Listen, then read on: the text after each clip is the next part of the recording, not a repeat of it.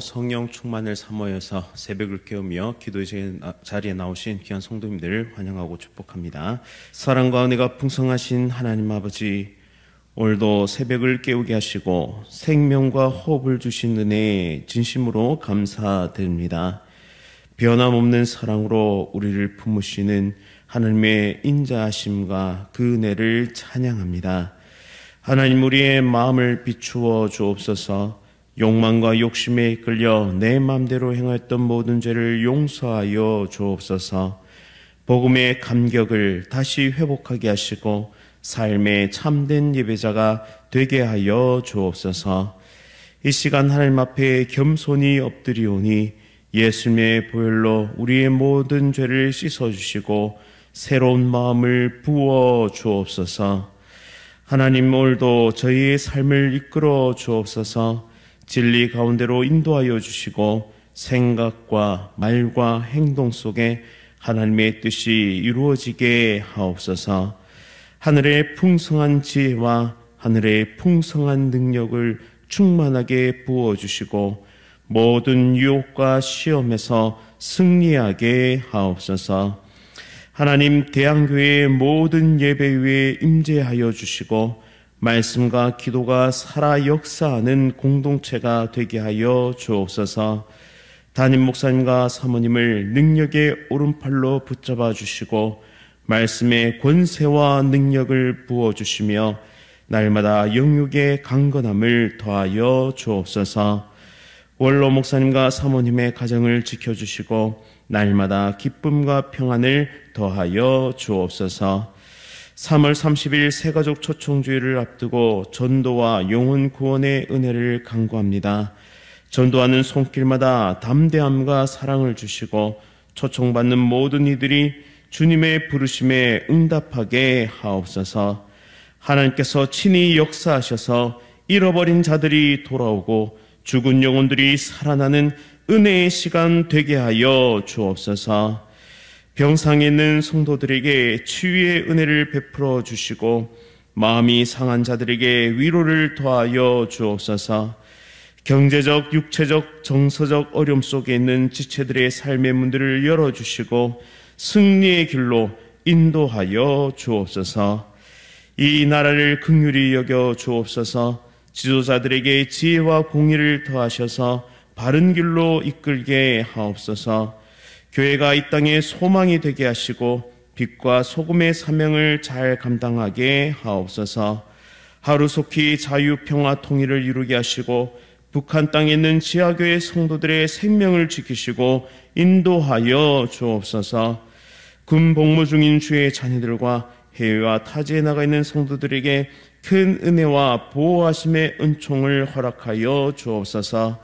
세계 선교 사명 감당하시는 귀한 선교사님들의 걸음을 인도하시고 영육간에 강건케 하시고 성령 충만의 능력으로 힘껏 복음의 사명 잘 감당케 하옵소서. 천사 찬양대의 찬양 기쁘게 받으시고 풍성한 복을 함께 내려 주옵소서. 오늘 하루도 우리 모두가 주님의 뜻을 이루는 삶이 되게 하시며 만나는 모든 사람들에게 예수 그리스도의 복음과 향기를 전하게 하옵소서. 이 모든 말씀 우리 주 예수 그리스도의 이름으로 간절히 기도드립니다. 아멘. 오늘 하나님께서 우리에게 주시는 말씀은 마태복음 22장 23절부터 33절까지의 말씀입니다. 신약성경 38면에 있습니다. 마태복음 22장 23절부터 33절까지의 말씀을 한 절씩 교독하실 때에 살아계신 하나님의 음성 들으시기 바랍니다. 부활이 없다 하는 사두개인들이 그날 예수께 와서 물어 이르되 선생님이여, 모세가 일렀으되 사람이 만일 자식이 없이 죽으면 그 동생이 그 아내에게 장가들어 형을 위하여 상속자를 세울지니라 하였나이다. 우리 중에 7형제가 있었는데 마지가 장가 들었다가 죽어 상속자가 없으므로 그 아내를 그 동생에게 물려주고 그 둘째와 셋째로 7째까지 그렇게 하다가 최후에 그 여자도 죽었나이다. 그런즉 그들이 다 그를 취하였으니 부활 때에 7 중에 누구의 아내가 되리까? 예수께서 대답하여 이르시되 너희가 성경도 하나님의 능력도 알지 못하는 거로 오해하였도다. 부활 때에는 장가도 아니가고 시집도 아니가고 하늘에 있는 천사들과 같으니라. 죽은 자의 부활을 논할진대 하나님이 너에게 말씀하신 바 나는 아브라함의 하나님이요 이삭의 하나님이요 야곱의 하나님이로라 하신 것을 읽어보지 못하였느냐. 하나님은 죽은 자의 하나님이 아니요 살아있는 자의 하나님이시니라 하시니 우리가 듣고 그의 가르침에 놀라더라. 아멘. 살아있는 자의 하나님과 부활 소망, 살아있는 자의 하나님과 부활 소망이라는 제목으로 말씀을 선포하겠습니다. 사랑하는 성도님 여러분, 우리는 살아가면서 죽음의 그림자와 자주 마주합니다. 사랑하는 이를 먼저 떠나보내기도 하고 몸의 쇠약함을 느끼기도 하며 세상은 날로 더 혼란스럽고 불안해집니다. 그렇게 부활신앙은 단순히 신학적인 교리가 아니라 오늘을 살아가는 힘이 되어야 하는데요. 오늘 본문에서 예수님은 부활을 부정하는 사두개인들에게 단호하게 말씀하십니다. 너희가 성경도 하나님의 능력도 알지 못하는 거로 오해하였도다. 이 말씀은 오늘 우리를 향하고 있는데요. 진정한 부활의 의미가 무엇이며 그것을 삶 속에 어떻게 적용해야 할지 오늘 말씀을 통해 깊이 묵상하도록 하겠습니다. 첫 번째, 성경과 하나님의 능력을 모르면 부활을 오해합니다. 너희가 성경도 하나님의 능력도 알지 못한 고로 오해하였도다. 사도개인들은 부활을 부정하고 조롱하기 위해서 극단적인 예를 만들어서 예수님에게 말합니다. 형사 취수제에 따라서 7 형제가 모두 한 여인을 아내로 삼았고 부활 후에는 누구의 아내가 되겠느냐 하는 질문이죠. 예수님은 이 질문의 본질을 꿰뚫어 보십니다. 오늘 본문 말씀에 따르면 부활 후의 생명은 더 이상 육적인 번식이나 가족 중심의 구조가 아니라 하늘의 천사들과 같은 존재다라고 말씀합니다. 좀 더 부활에 대한 자세한 내용을 살펴보자면 부활은 단순히 죽은 몸이 다시 살아나는 것에 지나지 않습니다. 즉 부활은 단순히 죽은 몸이 다시 살아나는 것이 아니다라는 것이죠. 하나님께서 우리에게 주실 부활의 몸은 지금의 연약하고 썩어질 육체가 아니라 영광스럽고 강하며 썩지 않을 그런 새로운 몸입니다. 사도 바울은 고린도전서 15장 42절부터 44절의 말씀에서 이것을 육의 몸이 신령한 몸으로 다시 살아나는 것이다 라고 말씀합니다. 또 부활은 타락한 이 세상의 연장선이 아니라 하나님께서 전혀 새롭게 창조하시는 이 새 창조의 완성을 뜻합니다. 그래서 부활 이후의 세계는 지금 우리가 살아가는 이 세상의 방식과는 전혀 다르다라는 것이죠. 예수님께서 사두개인들에게 부활 때는 장가도 아니가고 시집도 아니가고 하늘에 있는 천사들과 같다라고 말씀하셨습니다. 즉 결혼이나 혈통이나 상속과 같은 이 현세의 제도들은 그곳에서 더 이상 의미를 가지지 못한다라는 것이죠. 왜냐하면 모든 성도가 하나님의 자녀로서 하나님과 직접 교제하며 그분의 충만하신 사랑 안에서 완전한 만족을 누리기 때문입니다. 요한계시록은 부활 이후의 세계를 새 하늘과 새 땅으로 묘사하고 있는데요. 그것은 더 이상 눈물이 없고 사망도 없으며 고통도 없는 곳이다라고 우리에게 증언합니다. 하나님께서 친히 그들과 함께 계시고 그분의 장막이 우리 가운데 거하심으로 우리는 하나님과 영원토록 함께 할 것을 요한계시록 21장 1절부터 4절의 말씀은 우리에게 말씀하고 있는 것이죠. 여기서 하나님의 장막이 사람들과 함께 있다라는 이 말씀의 뜻은 뭐냐면 하나님이 더 이상은 죄와 단절, 눈물과 고통 사이에 존재하던 모든 장애물을 제거하시고 그리스도 예수 안에서 성도들과 온전히 교제하신다라는 뜻입니다. 예수님 안에서 우리는 하나님과 직접적이고 친밀한 교제를 누리게 됩니다. 이것이 바로 부활 소망의 실제입니다. 이 부활 소망을 가지고 믿음의 길을 전진해 나가는 우리 모두가 될 수 있기를 간절히 바랍니다. 두 번째로 하나님의 언약은 죽음을 넘어서 지속되는데요.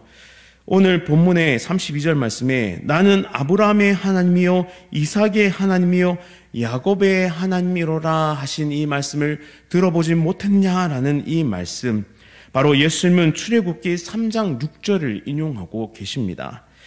하나님께서 모세에게 나타나서 나는 아브라함의 하나님이라고 말씀하셨을 이때에는 이미 아브라함과 이삭과 야곱은 세상을 떠난 지가 수백 년이 지난 후였습니다.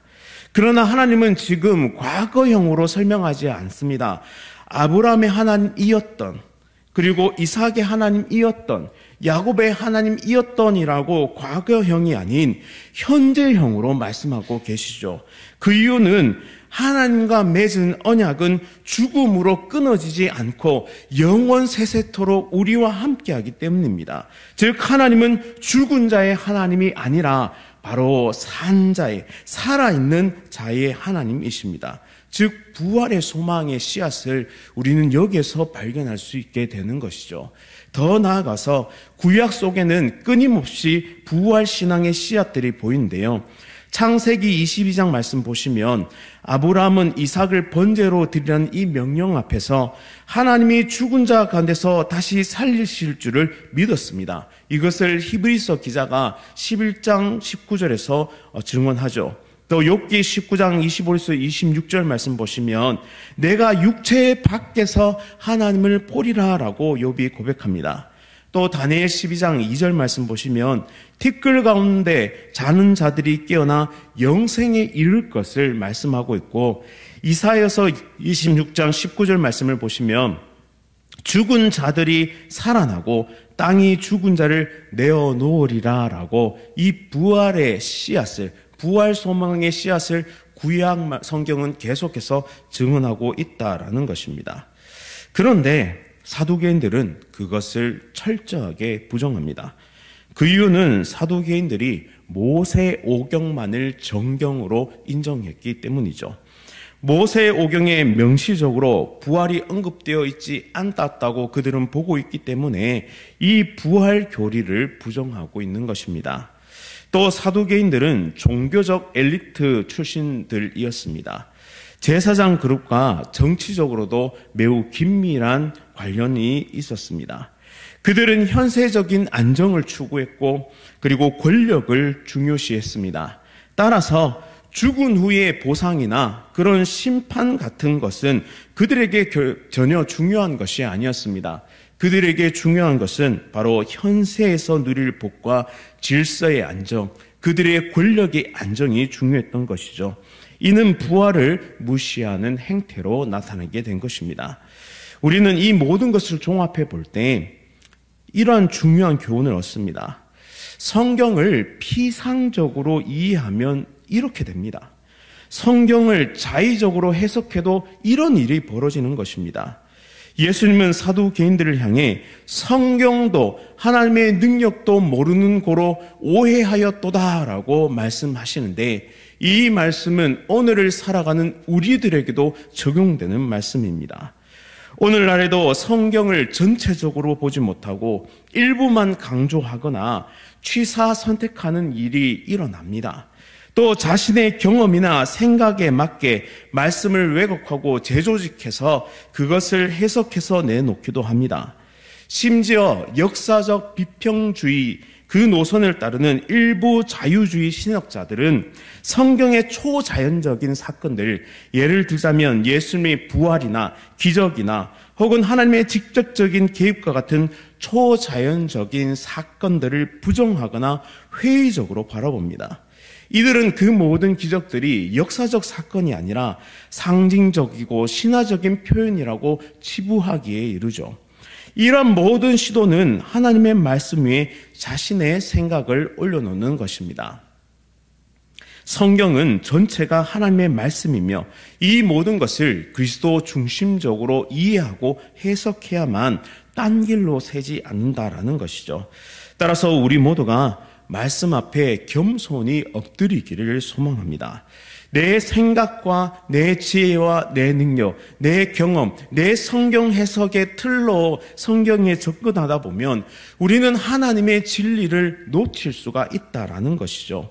따라서 우리는 겸손하게 성경 말씀 안으로 들어갈 때 성령 하나님의 조명하심을 간절히 바라고 의지하며 나아가야 합니다. 그래야만 성령 하나님께서 지혜를 주셔서 성경을 깨닫게 하셔야지만 우리는 바른 말씀을 알 수 있다라는 것이죠. 따라서 우리 모두가 오늘 이 새벽에 하나님 우리에게 성령 하나님의 조명하심을 허락하시고 말씀에 깊이 있는 그 꿀송이보다 단 하나님의 말씀을 깨닫게 하여 주옵소서. 그리고 깨닫는 데 그치는 것이 아니라 행동하며 실천하며 아름다운 하나님의 백성으로 빚어가게 해 주옵소서라고 기도하며 나가는 귀한 성도님 되시기를 간절히 바랍니다. 이제 마지막으로 부활은 실제하며 그리고 오늘을 살게 하는 소망이다라는 것이죠. 사도 개인들과 달리 무리는 예수님의 말씀에 놀랐다라는 것을 오늘 말씀을 통해 알 수 있습니다. 33절에 무리가 듣고 그의 가르치심에 놀라더라라고 말씀하시죠.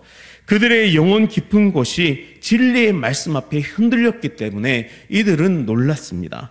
예수님의 가르침은 단순히 논리의 반박이 아니라 삶을 관통하는 영원한 진리이기 때문입니다. 오늘 우리도 이 말씀 앞에 마주하게 됩니다. 우리의 몸은 쇠약해지고 사랑한 이들은 하나둘씩 떠나가고 그리고 세상은 점점 소망을 잃어가는 것처럼 보입니다. 그러나 부활은 환상이나 어떤 철학적이고 사상적인 것이 아닙니다. 예수 그리스도의 부활이 이미 말씀을 통해서 우리에게 보증되었고 우리는 그분 안에서 영원히 살아나는 존재가 되었습니다. 이 사실을 믿음으로 받아들이시기를 바랍니다. 고린도전서 15장 20절 말씀에 그러나 이제 그리스도께서 죽은 자 가운데서 다시 살아나사 잠자는 자들의 첫 열매가 되셨도다라고 말씀합니다. 예수님의 부활은 첫 열매이며 그분 안에 있는 우리는 모두 예수님의 뒤를 따르게 될 것입니다. 부활은 단지 미래의 사건이 아니라 오늘의 나를 거룩하게 살아가도록 만드는 원동력이 됩니다. 오늘 하루도 말씀 가운데 또한 부활의 소망을 붙들고 죽음 이후를 준비하며 또한 현재 부활의 소망을 가지고 모든 어려움과 고난을 뚫어내는 하나님의 거룩한 백성들 다 되시기를 간절히 바랍니다. 말씀을 기억하면서 함께 기도하겠습니다. 사랑과 생명의 하나님 아버지, 오늘 말씀을 통해 부활 소망을 다시 한번 더 일깨워 주시니 참으로 감사드립니다. 또한 죽음을 이기시고 부활하신 예수 그리스도를 찬양합니다. 예수님께서 잠자는 자들의 첫 열매가 되셔서 우리에게도 부활의 확실한 소망을 주셨음에 진심으로 감사드립니다. 이제 우리는 더 이상 죽음을 두려워하지 말고 영원한 생명을 향해 담대히 살아가게 하옵소서. 하나님, 우리가 말씀을 부분적으로 알고 자의적으로 해석하는 어리석음에 빠지지 않게 하시고 성경 전체를 바르게 이해하며 성령님의 조명 아래 하나님의 뜻을 깊이 묵상하게 하옵소서. 하나님의 능력을 신뢰하지 못하고 현실만 바라보는 불신앙에서 벗어나 말씀과 능력 가운데 살아계신 하나님을 인격적으로 날마다 만나게 하옵소서.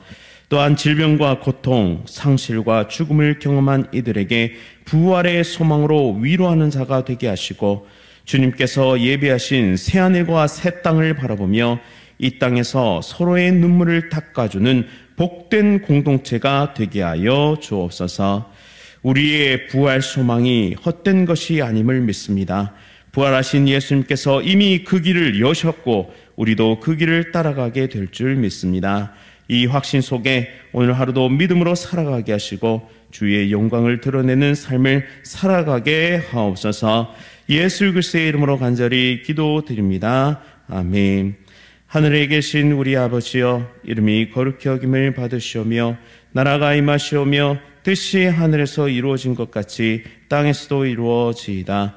오늘 우리에게 일용할 양식을 주시옵고 우리가 우리에게 죄 지은 자를 사하여 준 것 같이 우리 죄를 사하여 주시옵고 우리를 시험에 들게 하지 마시옵고 다만 악에서 구하시옵소서. 나라와 권세와 영광이 아버지께 영원히 쌓옵나이다. 아멘. 오늘은 인도 땅을 섬기고 있는 우덕인 선교사님 위해서 함께 기도하겠습니다. 운영하는 히말트리 베이커리가 잘 운영될 수 있도록, 또한 함께 일하는 직원들을 부모의 마음으로 잘 품고 사랑할 수 있도록, 나라에 가득한 온갖 우상들 속에서도 참 복음이 전해질 수 있도록 히말트리 베이커리가 잘 운영되도록, 모든 직원들을 자식같이 사랑하도록, 우상들로 가득한 인도 땅에 참 복음을 전하도록 인도를 섬기고 있는 우덕인 선교사님을 위해 함께 기도하겠습니다. 또한 새가족 초청주의를 위해서, 또 암과 여러 가지 질병으로 치료 중이신 성도들의 회복을 위해서 함께 기도하겠습니다. 오늘 하루도 성령 충만으로 승리하십시오.